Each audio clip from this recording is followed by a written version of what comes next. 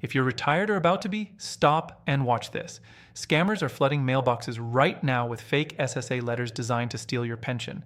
I'm going to show you the 7 specific tricks they're using so you never fall for them. We're talking about letters that look 100% legitimate, same logos, official letterhead, everything, but here's what gives them away and how to protect yourself in the next 60 seconds.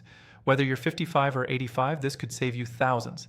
Stick around because scammers are getting smarter, but after this video, you won't be caught off guard.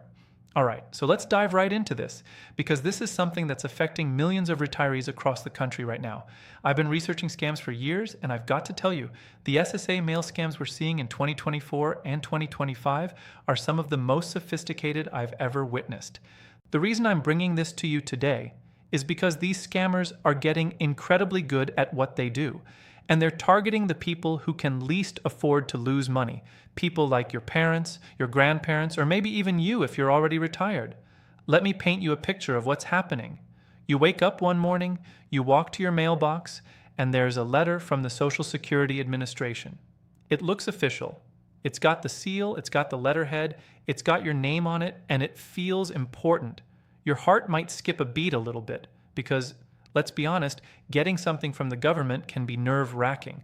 But here's the thing, and this is crucial, if you're not careful, that single piece of mail could cost you thousands of dollars. And that's exactly what these scammers are counting on. They're counting on you being in a rush, not reading carefully, or worse, being a little bit scared about your benefits. Now, before we get into the 7 tricks, I want you to understand something really important. The real Social Security Administration will never, and I mean never, contact you via mail to threaten you about your benefits or to ask you to verify sensitive information. This is a golden rule. If someone is contacting you through the mail claiming to be from SSA and asking you to do something urgent, chances are very high that it's a scam. But here's where it gets tricky. These fake letters are so well designed that they fool a lot of people, even people who are usually pretty careful. The first trick these scammers are using is what I call the urgent language trap. The fake letters are filled with words like immediate action required, urgent, critical, and time-sensitive. They make it sound like if you don't do something right now, your benefits are going to be stopped, your account will be frozen, or worse, you could face legal consequences. This creates what's called artificial urgency, and it's a psychological manipulation tactic that works incredibly well. When you're scared and rushed, you don't think straight. You don't double-check things. You just want to solve the problem as fast as possible. The scammers know this, and they exploit it.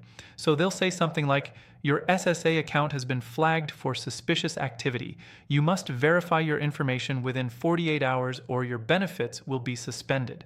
Now, if you've just retired and you're nervous about your benefits anyway, this hits you right in the anxiety nerve. The second trick is what I call the official-looking design scam. These letters look so legitimate that it's almost scary. They've got the right colors, the right fonts, the right seals, and they even reference real SSA policies and real benefit programs. Some of these letters are so good that I've had to look at them multiple times to spot the differences. The scammers are using online tools to create exact replicas of government documents. They're getting the layout right, they're using the official Social Security blue and white colors, and they even include fake case numbers and reference numbers that look completely real. What's wild is that they're often slightly off in ways that would only fool most people. Maybe the seal is a little pixelated, or maybe there's a tiny spacing issue that doesn't look quite right, but if you're not looking for it, you'll miss it. The third trick involves what I call the fake callback number tactic. The letters will include a phone number that looks like it's from the Social Security Administration. Now here's the scary part. When you call that number, a real person answers. They answer like they work for SSA. They know enough about your account, your benefits, and Social Security policy to sound legitimate. How are they doing this? Well, many of them have purchased leaked data from previous data breaches. They know your name, your Social Security number, your date of birth, and they might even know details about your work history.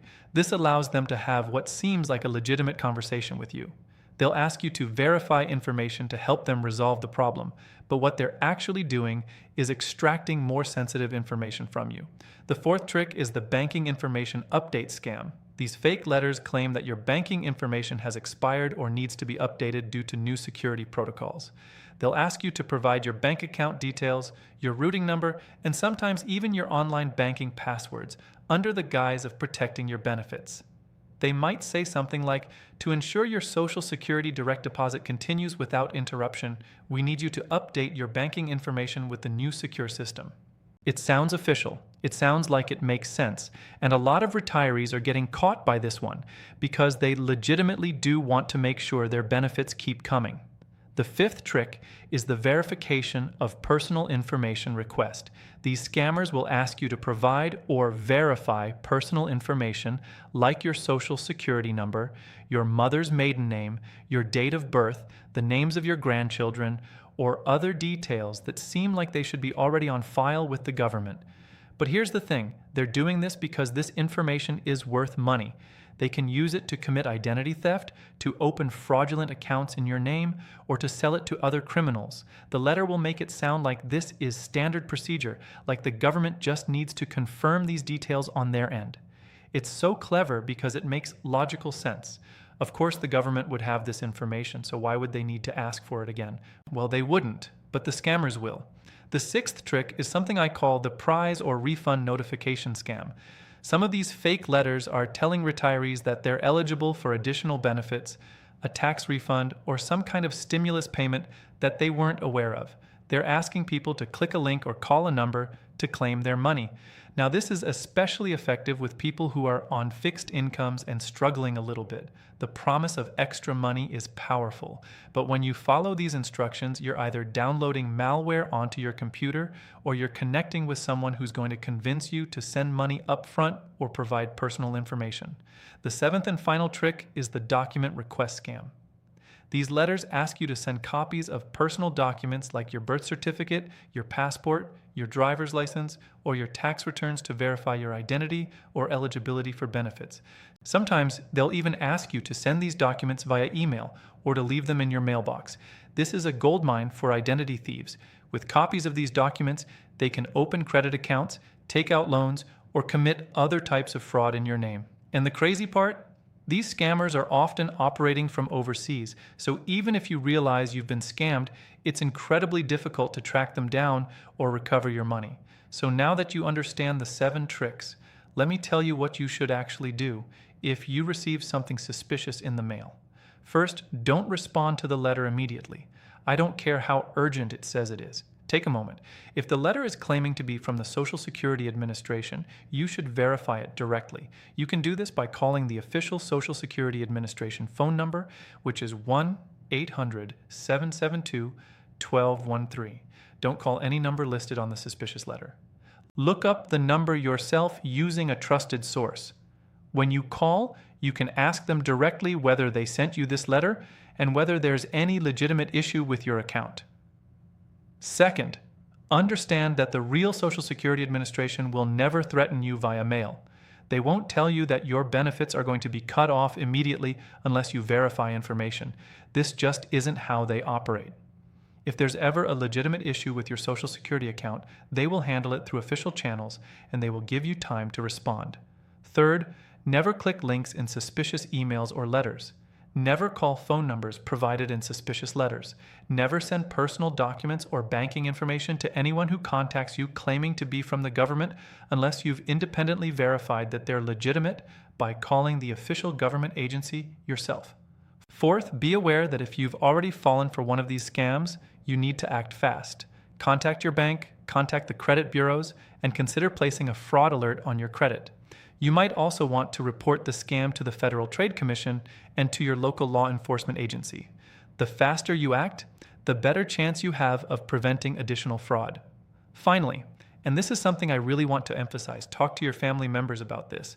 If you have elderly relatives, if you have parents or grandparents who are retired, share this information with them. A lot of times, older adults are embarrassed when they realize they've been targeted by a scam, and so they don't tell anyone. But the earlier you catch something like this, the better. Make it a point to have these conversations with your loved ones. The bottom line is this: scammers are getting smarter every single day. They're using better technology, they're using better psychology, and they're getting better at impersonating legitimate organizations. But now you know the 7 tricks, and you know what to look for. You know that legitimate government agencies won't pressure you, they won't threaten you, and they won't ask you to send sensitive information or documents through the mail. Stay vigilant, stay informed, and most importantly, stay safe. If something feels off about a piece of mail you receive, trust that instinct. There's no downside to being overly cautious with your personal information.